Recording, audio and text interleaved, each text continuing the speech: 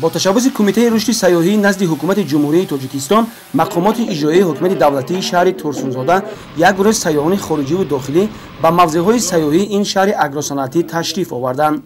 نخست مهمانان از باغ‌های سامان و وطن انگورپروران اصیل شهر ترسونزاده دیدن نمودند. در حقیقت شهر ترسونزاده طبیعت زیبای و نوتکرار و موضع‌های خوشباد و هوا، باغ‌های انگور و دیگر میوه‌ها، رستنی و چشمه‌های شفابخش دارد که می‌توان برای رشد ساحه سیاحی در شهر مورد استفاده قرار گیرند. این باغ‌ها که از کلانترین خواجگی‌های انگورپروری مملکت به شمار رفته، کارمندان آن تجربه بوی نگاهبینی تاک و پرورش انگور را صاحبند. این زمان در زمین‌های خواجگی 7 نمود انگور از جمله حسینی سیاه و سفید، غلبه، شاهانه، پیشپزک، کشمش سیاه و سفید پرورش کرده می‌شود.